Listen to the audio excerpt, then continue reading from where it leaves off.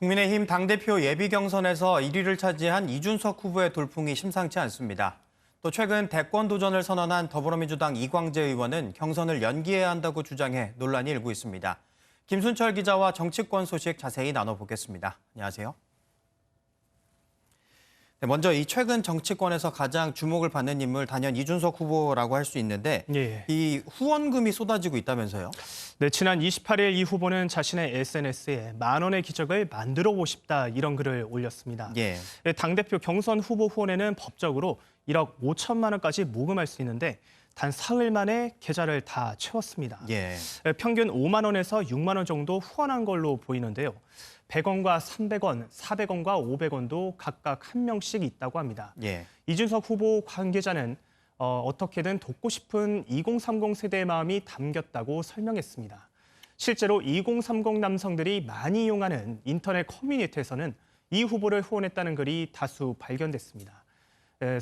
소액 후원의 가장 대표적인 사례는 지난 2002년 대선 당시 노무현 새천년 민주당 후보의 희망돼지 저금통인데요.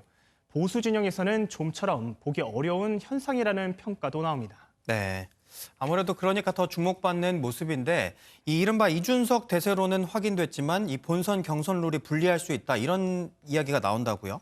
네, 맞습니다. 그 말 그대로 파란을 일으키고 있는 이 후보지만 국회의원 선거에서는 3차례나 쓴 잔을 마신 바 있습니다. 이 때문에 조직력이 약하다 이런 지적도 나오고 있죠. 문제는 당대표 본선에서 이 후보가 높은 지지를 보였던 일반 여론조사 비율이 30%로 줄고 당원 투표는 70%로 늘어난다는 점입니다.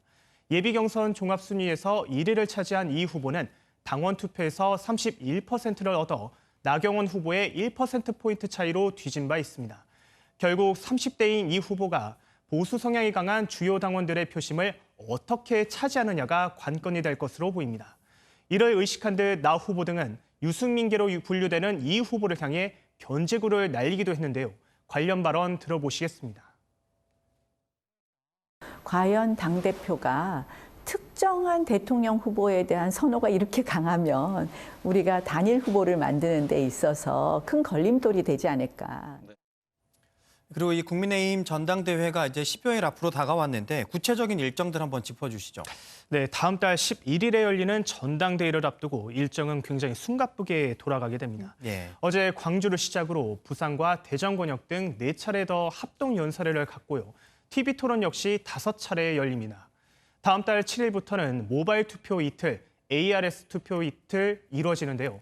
만약 이 후보가 당대표로 올라선다면 보수 진영의 세대 교체가 현실화됐다는 평가도 가능할 것으로 보입니다. 네, 국민의힘 당대표 경선 정말 주목되는 상황이고요. 그리고 잇따라 대선 출마가 이어지고 있는 더불어민주당 이야기도 한번 해보겠습니다. 한동안 잠잠했던 대선 연기론이 또다시 불거졌다고요?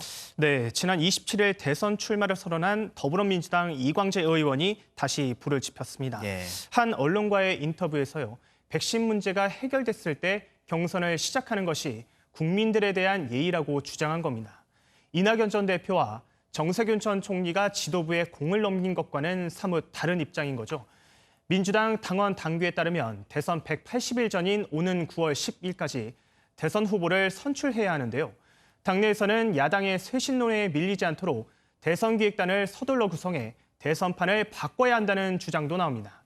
다만 각종 여론조사에서 여권 내 지지율 1위를 달리고 있는 이재명 지사 측이 당원 당규를 지켜야 한다는 이유로 강력 반발하고 있다는 점은 숙제입니다. 네.